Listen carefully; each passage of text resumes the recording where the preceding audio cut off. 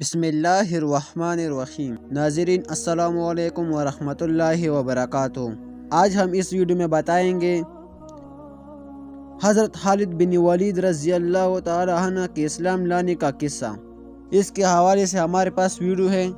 حضرت خالد رضی اللہ تعالی عنہ فرماتے ہیں کہ جب اللہ تعالیٰ نے میرے ساتھ بلائی کا ارادہ فرمایا تو اللہ تعالیٰ نے میرے دل میں اسلام لانے کا جذبہ پیدا فرما دیا اور ہدایت کا راستہ میرے سامنے کھل گیا، اور میں نے اپنے دل میں کہا کہ محمد صلی اللہ علیہ وسلم کے خلاف کے تمام لڑائیوں میں شریک ہوا ہوں، لیکن ہر لڑائی سے واپس میں مجھے یہ خیال آتا تھا کہ میں نے یہ سارے باغ بھی دوڑ بھی پیدا کر رہا ہوں، اور یقیناً محمد صلی اللہ علیہ وسلم غالب ہو کر رہے گی۔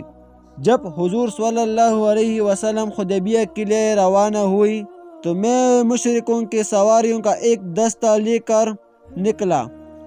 حضور اور صحابہ سے سامنا ہو گیا اور میں نے آپ کے مقابلے میں کھڑا ہو گیا۔ میں نے آپ سے کچھ چیٹ چاٹ کرنی چاہیے۔ آپ ہمارے سامنے اپنے صحابہ کو ظہر کی نماز پڑھنے لگی۔ ہم نے سوچا کہ ہم نماز کے دوران ہی آپ پر حملہ کر دیں، لیکن ہم کسی فیصلے تک نہ پہنچ سکے، اس لیے ہم نے حملہ نہ کیا، اور اس میں خیر تھی۔ آپ کو ہمارے اس ارادے کا پتہ چل گیا، یعنی اللہ تعالیٰ نے آپ صلی اللہ علیہ وسلم کو بتا دیا۔ چنانچہ آپ نے اپنے صحابہ کو عصر کی نماز کی طرف پڑھائی۔ اس بات کا ہمارے دلوں میں بہت اثر پڑا، اور میں نے اپنے دل میں کہا کہ اس آدمی کی حفاظت کا مستقل غیبی انتظام ہے۔ آپ ہم سے ایک طرف ہو گئی اور ہمارے گھوڑوں کا راستہ چھوڑ کر دائیں طرف چلی گئی۔ جب آپ نے حدیبیہ میں قریش سے صلح کر لی اور قریش نے آپ کو جمع خرچ سے واپس کر کے اپنی جان بچائی تو میں نے اپنے دل میں کہا اب کون سی چیز باقی رہ گئی ہے، اب میں کہاں جاؤں؟ نجاشی کے پاس۔ نجاشی نے تو محمد صلی اللہ علیہ وسلم کا اتباع کر لیا ہے، اور ان کے صحابہ اس کے پاس امن سے رہ رہی ہے۔ کیا میں ہرقل کے پاس چلا جاؤں تو مجھے اپنا دین چھوڑ کر یہودیت کو اختیار کرنا پڑے گا اور عجم میں رہنا پڑے گا، یا اپنے وطن میں باقی لوگوں کے ساتھ رہتا ہوں؟ میں اس سوچ بچار میں تھا کہ اچانک حضور صلی اللہ علیہ وسلم عمرہ کی قضا کرنے کے لیے مکہ میں تشریف لے آئی۔ میں مکہ سے غائب ہو گیا اور قیامت پر میں حاضر ہوا، اور میرے بھائی خالد بن ولید بھی حضور صلی اللہ علیہ وسلم کے ساتھ اس عمرے میں مکہ آئی۔ انہوں نے مجھے بہت تلاش کیا لیکن کہیں نہ پایا، تو انہوں نے مجھے ایک خط لکھا جس کا مضمون یہ ہے: بسم اللہ الرحمن الرحیم، ابھی تک اسلام لانے کی تمہاری رائے نہیں بنی، اس سے زیادہ عجیب بات میں نے کوئی نہیں دیکھی، حالانکہ تم بہت عقل مند ہو۔ اسلام جیسا مذہب سے آپ بھی کوئی ناواقف رہ سکتے ہیں۔ حضور صلی اللہ علیہ وسلم نے مجھ سے تمہارے بارے میں پوچھا تھا کہ خالد کہاں ہے؟ میں نے کہا اللہ تعالیٰ ان کو ضرور لے آئے گا۔ آپ نے فرمایا خالد جیسا آدمی بھی اب تک اسلام سے ناواقف ہے، اگر وہ اپنی ساری قوت اور محنت مسلمانوں کے ساتھ لگا دے تو ان کے لیے زیادہ بہتر تھا، اور ہم ان کو دوسرے سے آگے رکھتے۔ اے میرے بھائی، خیر کے بہت سے مواقع تم سے رہ گئی، اب تو ان کی تلافی کر لو۔ حضرت خالد فرماتے ہیں کہ جب مجھے اپنے بھائی کے خط ملا تو میرے دل میں مدینہ جانے کا ایک شوق پیدا ہوا، اسلام کی رغبت بڑھنے لگی، اور مجھے اس بات سے بہت خوشی ہوئی کہ حضور صلی اللہ علیہ وسلم نے میرے بارے میں پوچھا، اور اس زمانے میں میں نے ایک خواب دیکھا کہ میں ایک زد اور تنگ علاقے میں ہوں، اور میں وہاں سے نکل کر ایک سرسبز وسیع علاقے میں پہنچ گیا ہوں۔ میں نے کہا یہ سچ خواب معلوم ہوتا ہے۔ جب میں مدینہ آیا تو میں نے کہا اس خواب کا حضرت ابوبکر رضی اللہ تعالی عنہ سے ضرور تذکرہ کروں گا۔ چنانچہ میں نے ان سے اس خواب کا ذکر کیا تو انہوں نے یہ تعبیر بتائی کہ علاقے کی تنگی سے مراد وہ شرک ہے جس میں تم مبتلا تھے، اور اس تنگ علاقے سے نکل سے مراد اللہ تعالیٰ کی طرف اسلام کے ہدایت کا کامل جانا ہے۔ جب میں نے حضور صلی اللہ علیہ وسلم کی خدمت میں حاضری کا پختہ ارادہ کر لیا تو میں نے سوچا کہ حضور صلی اللہ علیہ وسلم کی خدمت میں حاضری کے لیے کسی کو اپنے ساتھ لوں۔ اس سلسلے میں میں نے صفوان بن امیہ کے پاس گیا اور میں نے اس سے کہا، اے ابو وہب، کیا تم دیکھتے نہیں ہو کہ ہم کس حال میں ہیں اور ہماری تعداد داڑھوں کی طرف سے کم ہوتی جا رہی ہے، اور محمد صلی اللہ علیہ وسلم عرب و عجم پر غالب آتی جا رہی ہے۔ میرا خیال یہ ہے کہ ہمیں محمد صلی اللہ علیہ وسلم کی خدمت میں حاضر ہو کر ان کا اتباع کر لینا چاہیے،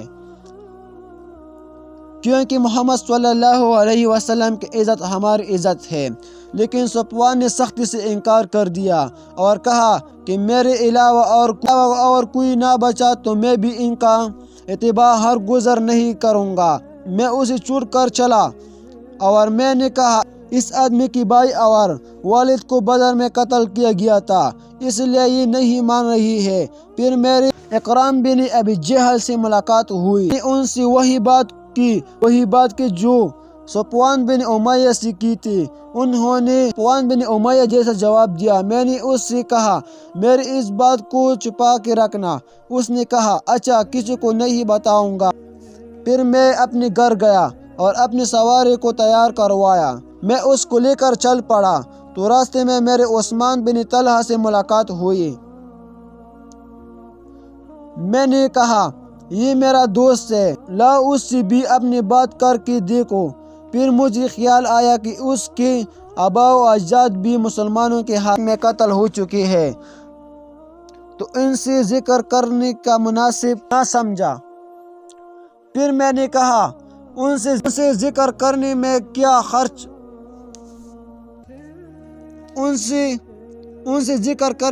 خرچ ہے، میں تو اب جا رہی ہوں۔ چنانچہ اسلام کے خلاف ہمارے محنت کا جو نتیجہ نکل رہا ہے وہ میں نے ان کو بتایا، اور میں نے یہ بھی کہا، ہماری مثال اس لومڑی کی سی ہے جو کسی سوراخ میں گھس گئی ہو، تو اگر اس سوراخ میں ایک بھی پانی ڈال دیا جائے تو لومڑی کو نکالنا پڑے گا۔ اپنے دونوں ساتھیوں سے میں نے جو بات کی ایسی ہی ان سے بھی کی، وہ فوراً مان گئے۔ میں نے ان سے کہا، میں تو آج ہی جانا چاہتا ہوں اور میری سواری پج مقام پر تیار بیٹھی ہے۔ ہم دونوں نے آپس میں مکہ سے باہر مقام پر کھڑا ہونا طے کیا۔ اگر وہ مجھ سے پہلے وہاں پہنچ گئی تو وہ میرا وہاں انتظار کرے گا، اور اگر میں ان سے پہلے وہاں پہنچا تو میں ان کا انتظار کروں گا۔ چنانچہ صبح سحری کے وقت ہم لوگ گھروں سے نکل اور طلوع فجر سے پہلے ہی ہم لوگ مقام پر جمع ہو گئے۔ پھر وہاں سے ہم دونوں روانہ ہوئے۔ جب ہم بدر مقام پر پہنچے تو وہاں ہمیں حضرت عمر بن العاص رضی اللہ تعالیٰ عنہ ملے۔ انہوں نے کہا، تم لوگوں کو خوش آمدید ہو۔ ہم نے کہا، تمہیں بھی خوش آمدید ہو۔ انہوں نے پوچھا، کہاں جا رہی ہو؟ ہم نے کہا، تم گھر سے کس ارادے سے چلی ہو؟ انہوں نے کہا، آپ لوگ گھر سے کس ارادے سے چلی ہو؟ ہم نے کہا، ہمارا ارادہ تو اسلام داخل ہونے کا اور محمد صلی اللہ علیہ وسلم کے اتباع کرنے کا ہے۔ انہوں نے کہا، میں بھی اس ارادے سے آیا ہوں۔ اب ہم تینوں ساتھ ہوئے اور مدینہ جا پہنچے اور اپنی سواری بانٹ دی۔ حضور صلی اللہ علیہ وسلم کو ہمارے آنے کا خبر ملی، جس سے آپ بہت خوش ہوئے۔ میں نے اپنے صاف ستھرے کپڑے پہنے اور حضور صلی اللہ علیہ وسلم کی جانب پر پڑا۔ حضور صلی اللہ علیہ وسلم کی جانب چل پڑا۔ راستے میں میرے بھائی مجھے ملی۔ انہوں نے کہا جلدی کرو، حضور صلی اللہ علیہ وسلم کو تمہاری خبر مل چکی ہے اور وہ تمہاری آنے سے خوش ہے اور تم لوگوں کا انتظار کر رہی ہے۔ ہم تیزی چلنے لگے۔ جب میں نے آپ کو دور سے دیکھا تو آپ صلی اللہ علیہ وسلم مجھے دیکھ کر مسکراتے رہے، یہاں تک کہ ہم نے آپ صلی اللہ علیہ وسلم کے قریب آ کر یا نبی اللہ کہہ کر سلام کیا۔ میں جن لڑائیوں میں آپ کے مقابلے میں حق کے خلاف لڑا ہوں، مجھے ان کا خیال آ رہا ہے۔ آپ صلی اللہ علیہ وسلم میرے لیے اللہ تعالیٰ سے دعا کری کہ اللہ تعالیٰ ان سب کو معاف کر دے۔ آپ صلی اللہ علیہ وسلم نے فرمایا، اسلام اپنے پہلے سے کے تمام گناہ مٹا دیتا ہے۔ میں نے کہا آپ صلی اللہ علیہ وسلم اس کے باوجود میرے لیے دعا فرما دے۔ آپ صلی اللہ علیہ وسلم نے فرمایا، اے اللہ تعالیٰ کے راستے سے روکنے کے لیے خالد بن ولید نے جتنی بھی کوشش اور محنت کی ہے اسے معاف فرما دے۔ حضرت عثمان اور حضرت عمر رضی اللہ تعالیٰ عنہ آگے بڑھ کر حضور صلی اللہ علیہ وسلم بیعت ہوئی۔ ہم لوگ 8 ہجری کو مدینہ آئے تھے۔ اللہ کی قسم، ضروری اور مشکل امور میں حضور صلی اللہ علیہ وسلم اپنے صحابہ رضی اللہ میں سے کسی کو میرے برابر قرار نہ دیتے تھے۔